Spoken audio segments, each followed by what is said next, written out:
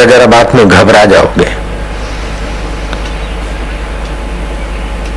तो जिनको आत्मशक्ति कम है, जरा जरा बात में घबरा जाते हैं या ध्यान नहीं लगता, उनकी मनन शक्ति कमजोर है।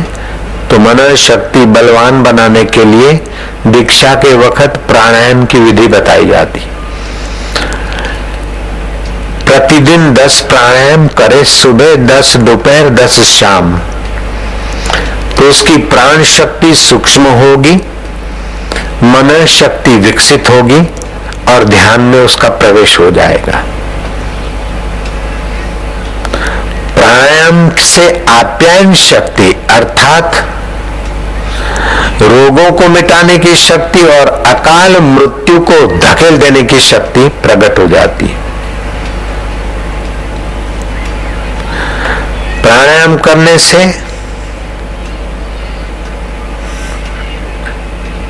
अनियंत्रित प्राण, जिससे कभी कभी लकवा भी मार जाता है, तो वो अनियंत्रित प्राण नियंत्रित हो जाएंगे। अनियंत्रित प्राण होने से अनियंत्रित मन होता और व्यर्थ की चिंता और व्यर्थ के भय में फंसा रहता है। एक आदमी बीच सड़क से ही चलता, किसी ने पूछा कि जब देखो सड़क पर तो बीच सड़क चलता है, टांगे वाले तुझे सुनाते रहते, साइकिल वाले तुझे धक्का मारते रहते, फिर भी तू बीच सड़क क्यों चलता है, किनारे क्यों नहीं चलता? बोले मैं पागल कोई हूं, किनारे चलूंगा। मैंने एक बार देखा था सड़क के किनारे कोई मकान था और दीवार गिर गई थी, और दीवार गिरी एक आदमी पे, उसको बड़ी चोट लगी। तब से मैं किनारे चलना भूल गया, मैं तो सड़क के बीच चलूं, क्या पता कोई दीवार गिर जाए तो। अब दीवार कभी गिरी, जरा सा किसी को लगी तो क्या सभी सड़क के किनारे जो मकान है उनकी दीवारें गिरने का तेरा इंतजार कर रही है क्या? तो कोई प्राण शक्ति मन शक्ति कमजोर है तो कोई बात देखी कहीं किसी की घटना और घुस गई अपने खोपड़ी में, बीच सड़क चल रहा।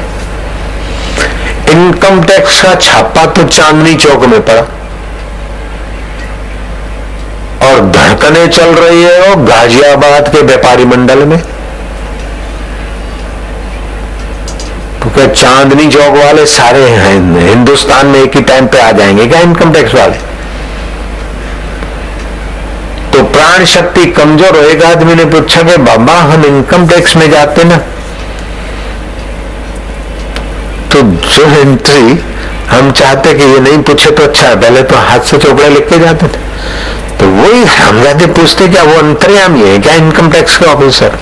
मैं क्या नहीं, तुमको पता होता है कि ये एंट्री पूछ न ले तो तुम्हारी धड़कन और तुम्हारे संकल्प हवामान में श्वासोश्वास में फैलते हैं, तो उसको होता है कि यही पूछो। एक लड़के ने पूछा कि हमारे पास एक्सपायर्ड हो जाती है या घर भूल जाता हूं तब भी टीटी क्यों पकड़ता है बापूजी? वो कोई जोगी नहीं, कोई ध्यानी नहीं, वो सिगरेट पीते रहते, न जाने क्या करते रहते।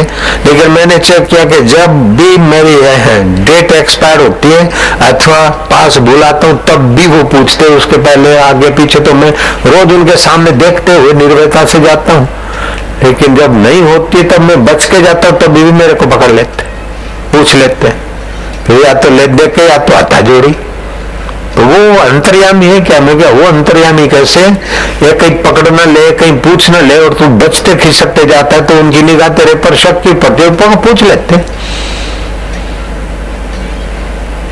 तो आपकी मन शक्ति प्राण शक्ति कमजोर है तो वो ही संकल्प करके फंसने की जगह पर चली जाती। जैसे शेर दहाड़ता है तो जंगल के प्राणी शेर की धाड़ से भयभीत होकर डर जाते हैं, अपनी सुरक्षित जगहें छोड़कर इधर उधर भागते और फिर शेर के शिकार हो जाते।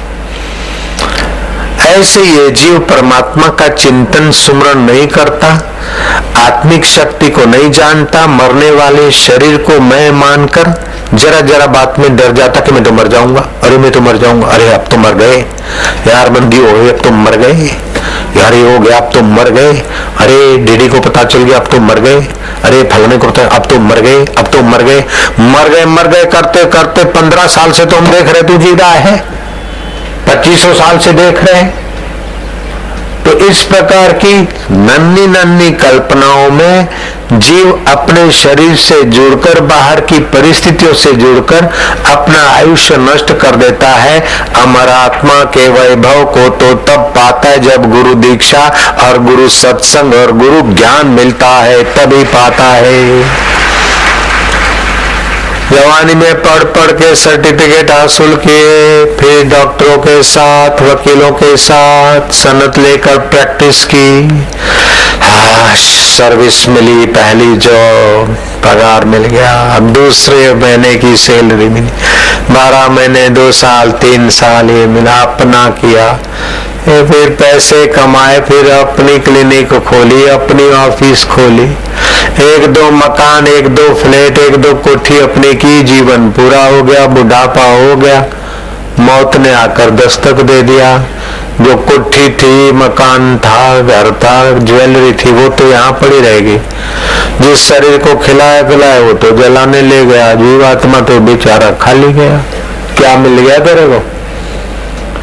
कोई बड़ा ढिगला छोड़ के मरा तो कोई छोटा डिग छोड़ के मरा, कोई 2 कमरे छोड़ के मरा तो कोई 10 कोठी छोड़ के मरा। क्या मिल गया?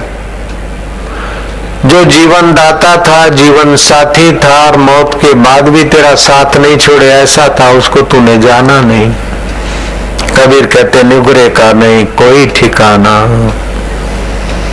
84 में आना जाना, जम का बने मेहमान, सुन लो चतुर सुजान, निगुरा नहीं रहना। मंत्रों को मंत्र बनाने वाला ये ओमकार शब्द है। मंत्र देता गुरु,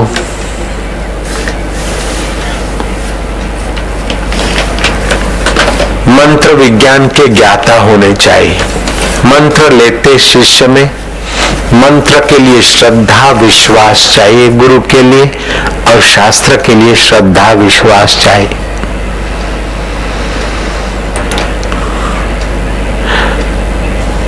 जप करने के लिए दीक्षा की जरूरत है और दीक्षा के संस्कारों की जरूरत है, और मंत्र जागृत होना चाहिए। जो मंत्र गुरु देते हैं वो पहले कईयों ने जपा हुआ हो, गुरु ने भी जपा हुआ और कई गुरु भाइयों ने भी जपा हुआ। जितना मंत्र जागृत उतना उसका वातावरण में व्यास होगा, प्रभाव होगा और जापक को मदद मिलेगी। जैसे बीज, कुछ ऐसे बीज होते हैं जिनको थोड़ा भिगाकर फिर बुआई होती है, अथवा मौसम के अनुकूल उन बीजों को बोते हैं, तो उन बीजों में जो ताकत होती है और फल देने की क्षमता होती है, वे बीज बिना मौसम के बो तो वो ताकत और क्षमता और फल देने की योग्यता उनकी नहीं विकसित होती।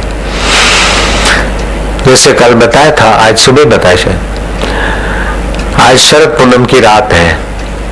अपने आश्रमों में आंवले के पौधे लगाने की मैंने आज्ञा दी, लेकिन आज रात को 12 बजे लगेंगे।